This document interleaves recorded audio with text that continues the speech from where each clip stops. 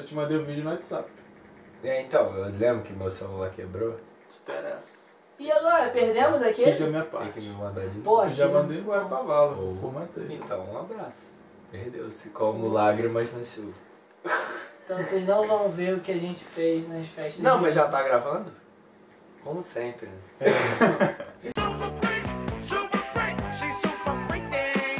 Fala galera, tudo bom? Eu sou o Ronaldo. Eu sou o Natan. E eu ainda sou o Biel. E a gente voltou das férias. Olha só, cara, depois de mais de um mês sem aturar vocês.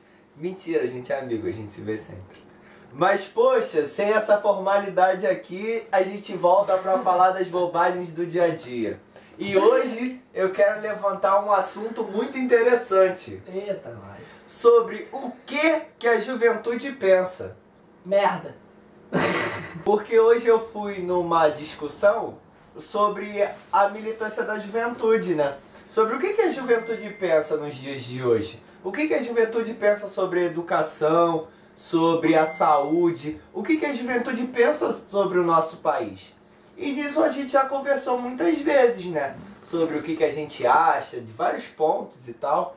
Mas nós, como jovens, aqui nós três somos muito privilegiados, né? Por uma educação boa e tudo mais. Mas esses jovens de hoje em dia, essa nova geração, cara, tá tudo errado, cara. Vocês não têm essa impressão? Eu tenho todos os dias.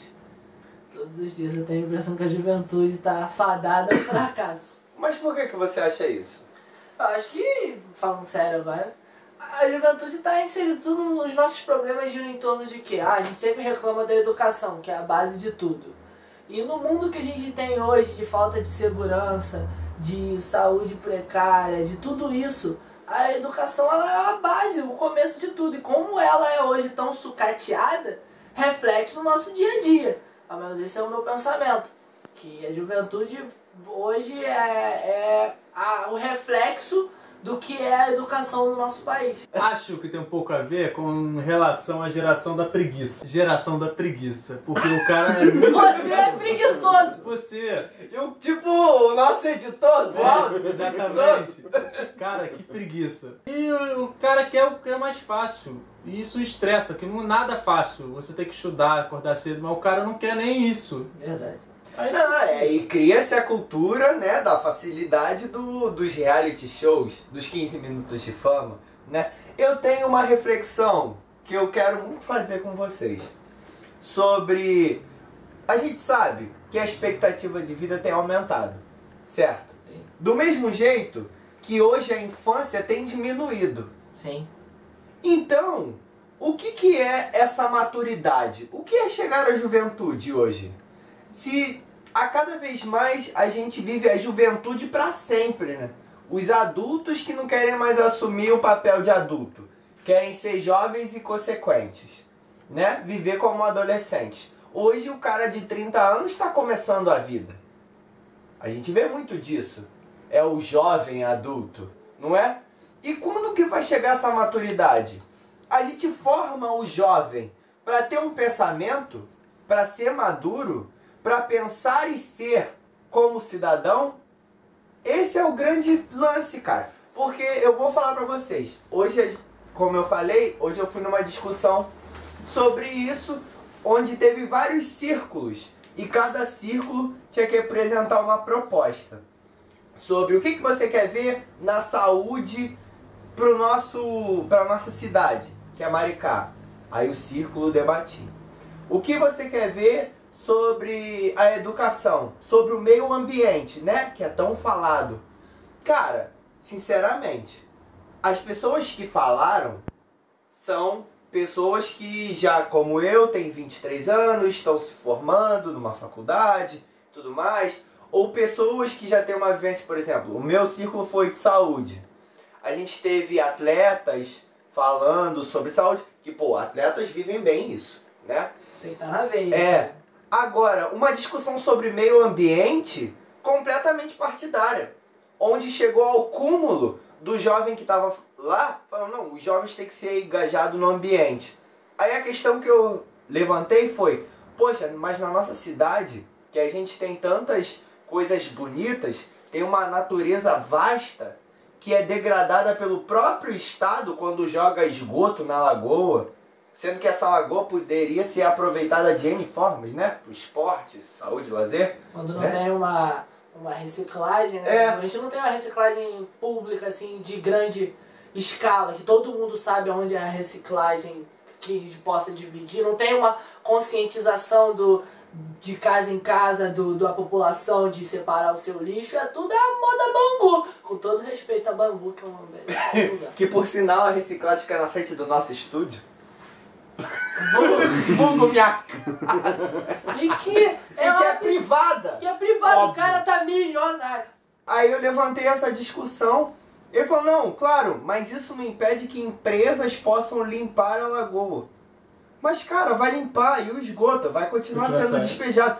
Aí, pô, não tem esse raciocínio entre a juventude militante e politizada do país, cara. Se a juventude militante, politizada, de estudo, que representa a juventude do nosso país, fala tal absurdo, pô, o que é a outra juventude, sabe? O que são as outras pessoas? Lógico que não tinha a maior parte da população lá. Então, Mas as pessoas que não são abastadas, que não têm condição de ter estudo, pô, cara, o que elas vão pensar? Sabe? Não só sobre esse caso de meio ambiente, mas isso diz muito do que vai ser a nossa discussão de meio ambiente daqui a 10, 15, 20 anos. E o que vai ser dos jovens que hoje são criados nessa cultura do consumismo, nessa cultura do celular o tempo todo descartável. Pra onde que isso vai? Esse é o pensamento. quando o Natan fala que é o lance da juventude do comodismo, acho que essa galera militante, que ainda pensa nessa parada, e mesmo que sejam essas partidárias, é uma grande minoria da juventude. A juventude hoje que a gente tem, é o que você falou, que diminui cada vez mais a infância. Eu acho que é uma juventude mais alargada. Cada dia aumenta-se mais a escala da juventude.